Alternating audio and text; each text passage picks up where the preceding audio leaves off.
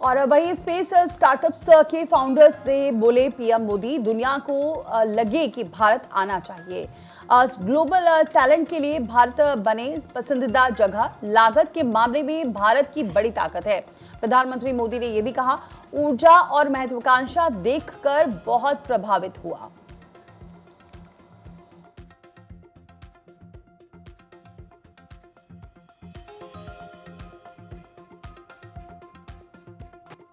एक नए क्षेत्र में साहस दिखाया है। सबसे बड़ी बात है कि आपने सरकार की बात पे भरोसा किया। मेरा एक मत रहा कि जो भी हम निर्णय करें हम उसमें कंसिस्टेंट रहे, हम बार बार उसमें बदलाव न करें, ताकि कोई भी रिस्क लेना चाहता है तो उसको भरोसा रहे कि भाई ठीक है, मेरी गलती के कारण कुछ गड़बड़ होगा तो ठीक है, लेकिन कोई मेरा हाथ नहीं छोड़ देगा। और ये विश्वास पैदा करने का हमारा प्रयास है।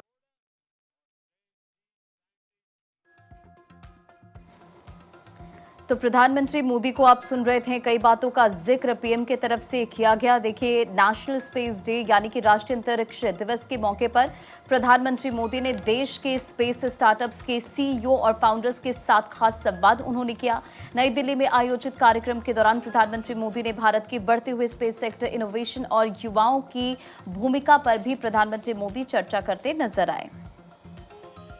मैं समझता हूं कि हमें ऐसा एक ऑरा खड़ा कर देना चाहिए कि इस फील्ड में दुनिया भर के लोगों को एक जिंदगी बनानी है तो हिंदुस्तान जाओ, भारत की कोई स्टार्टअप से जुड़ जाओ, भारत की कोई स्पेस एजेंसी से जुड़ जाओ। मैं पक्का मानता हूं जी, पूरा टैलेंट पूल जो है एक मैग्नेट की तरह आपके कारण हम खींच सकते हैं और वो हमारी एक बहुत बड़ी ताकत बन सकता है। तो इस दौरान प्रधानमंत्री नरेंद्र मोदी ने कहा कि भारत का स्पेस सेक्टर अब सिर्फ सरकारी संस्थानों तक सीमित नहीं है, बल्कि प्राइवेट कंपनियां और युवा स्टार्टअप भी भारत की अंतरिक्ष यात्रा को नई रफ्तार दे रहे हैं। इस बातचीत के दौरान प्रधानमंत्री ने लोगों के जीवन को बेहतर बनाने के लिए स्पेस टेक्नोलॉजी के व्यापक इस्तेमाल पर जोर दिया। इसके साथ ही संवाद में स्पेस स्टार्टअप्स के सीईओज ने अपने इनोवेशंस, भविष्य की योजनाओं, अंतरिक्ष क्षेत्र में भारत की संभावनाओं के बारे में विस्तार से बताया। कॉस्ट में हम बहुत कॉम्पिटिटिव है, टैलेंट में तो कोई प्रश्न ही नहीं उठता है, और रिस्क टेकिंग कैपेसिटी हमारे देश के लोगों की वैसे भी ज्यादा होती है, और उसके कारण हम बहुत तेजी से अपनी जगह बना सकते हैं। आगे बढ़ते हैं और बात करेंगे कुछ और अहम खबरों की। दिल्ली की बात करेंगे। गृह मंत्री अमित शाह से मिले लद्दाख के एलजी। अमित शाह से लद्दाख के एलजी वीके सक्सेना ने मुलाकात की। वो तस्वीरें भी हम आपको दिखाएंगे किस तरीके से ये मुलाकात हुई है। बड़ी खबर, स्पीच। दरअसल ये दो तस्वीरें हमने आपको दिखाई, और ये तस्वीर जो इस वक्त आप देख रहे हैं, ये जब लद्दाख के एलजी से मिले हैं गृह मंत्री अमित शाह, और साथ ही साथ जब हिमंता बिस्वा शर्मा ने, असम के मुख्यमंत्री ने गृह मंत्री से मुलाकात की। तो ये दो तस्वीरें हैं जो इस वक्त हम आपको दिखा रहे हैं। गृह मंत्रालय की तरफ से इनको पोस्ट किया गया है, दोनों ही तस्वीरों को। और इसके साथ किस तरीके से विनय कुमार सक्सेना से भी ये मुलाकात यहाँ पर होती हुई, ये तस्वीरें आपके सामने हैं। तो कल अलग अलग मुलाकातें हुई, उन मुलाकातों की तस्वीरें ये पोस्ट की गई हैं। जम्मू कश्मीर के गवर्नर से मिले, मनोज सिन्हा से मिले, उस वक्त की तस्वीर आपको दिखा रहे हैं। सीएम हिमंता बिस्वा शर्मा से मिले, ये उस वक्त की तस्वीर। और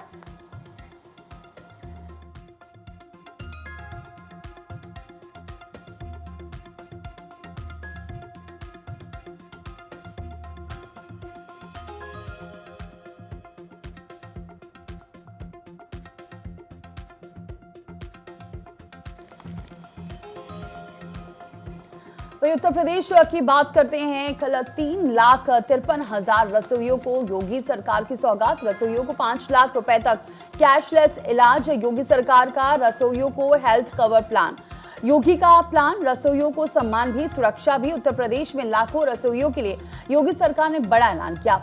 मिड डे मील यानी कि पीएम पोषण योजना के तहत स्कूलों में बच्चों के लिए खाना बनाने वाली 3 लाख से ज्यादा रसोइयों को अब कैशलेस इलाज की सुविधा मिलेगी। लखनऊ में आयोजित रसोइया सम्मान समारोह में मुख्यमंत्री योगी आदित्यनाथ ने खुद 11 रसोइयों को कैशलेस चिकित्सा कार्ड भी वितरित किया। सरकार ने सिर्फ इलाज की सुविधा ही नहीं बढ़ाई, बल्कि रसोइयों के लिए दुर्घटना सहायता, साड़ी की रकम में बढ़ोतरी और आर्थिक सुरक्षा से जुड़े बड़े फैसले भी लिए गए। यानी स्कूलों की रसोई संभालने वाली महिलाओं के लिए योगी सरकार का सम्मान भी, सुरक्षा भी और इलाज की गारंटी भी। तो योगी सरकार ने ये बड़ी सौगात दी है। कल रसोइयों को 5 लाख रुपए तक कैशलेस इलाज की अब सुविधा रहेगी। योगी सरकार का रसोइयों को हेल्थ कवर प्लान भी दिया गया। योगी का प्लान है रसोइयों को सम्मान भी मिले, सुरक्षा भी मिले। उत्तर प्रदेश में पहली बार ऐसा देखने को मिला। लाखों रसोइयों ने के लिए योगी सरकार ने ये बड़ा ऐलान किया। मिड डे मील यानी कि पीएम पोषण योजना के तहत ये सम्मान दिया गया है। स्कूलों में बच्चों के लिए खाना बनाने वाली 3 लाख से ज्यादा रसोइयों को अब कैशलेस इलाज की सुविधा मिलेगी। शिक्षकों के बारे में भी लोग पहले क्या बोलते थे, और आज यूपी के शिक्षकों का सम्मान होता है। यूपी तो प्रारंभ से ही बड़ा समृद्ध रहा है।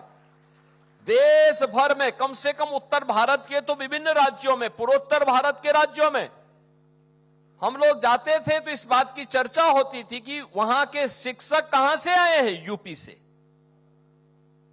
अरुणाचल प्रदेश में यूपी के शिक्षक, मध्य प्रदेश में यूपी के शिक्षक, राजस्थान में यूपी के शिक्षक।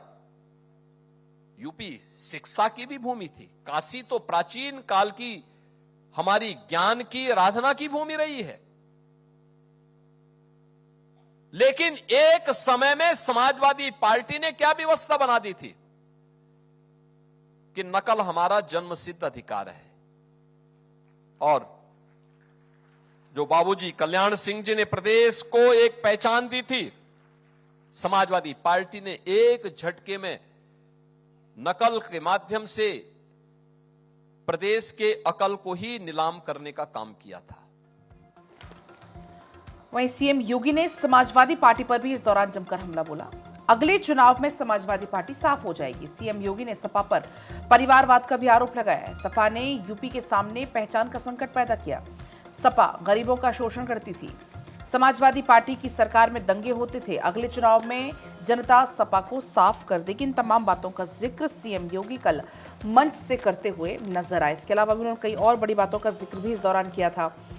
परिवारवाद का आरोप लगाया है समाजवादी पार्टी पर।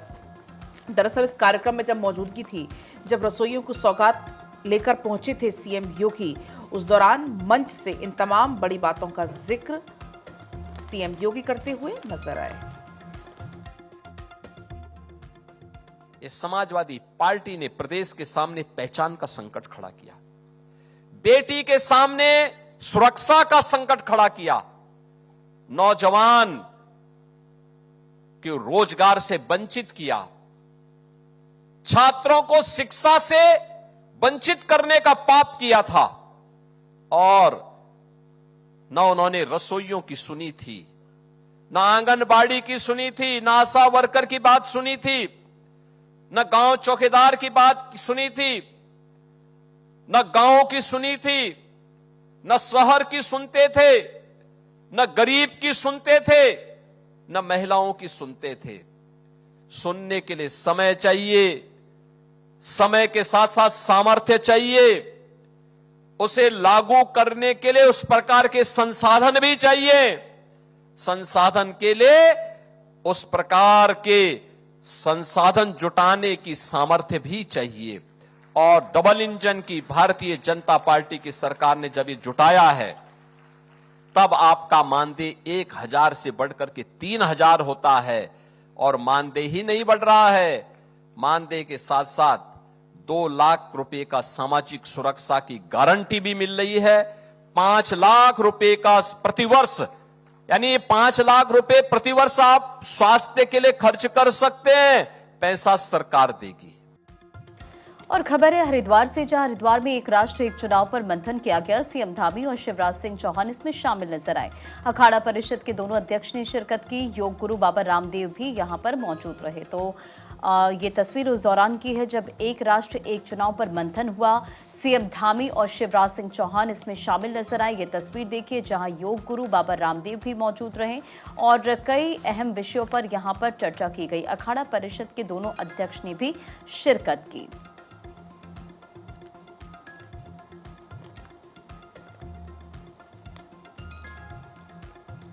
तो हरिद्वार से तस्वीरें आपको दिखा रहे हैं।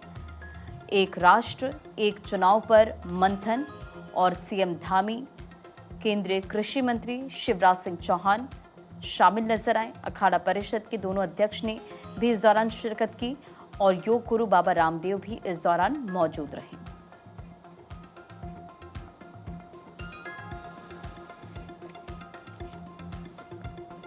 तो एक राष्ट्र एक चुनाव पर मंथन इस दौरान यहां पर किया गया है और देखिए किस तरीके से यहां पर सीएम धामी, केंद्रीय मंत्री शिवराज सिंह चौहान और कई साधु संत इस मौके पर मौजूद रहे हैं।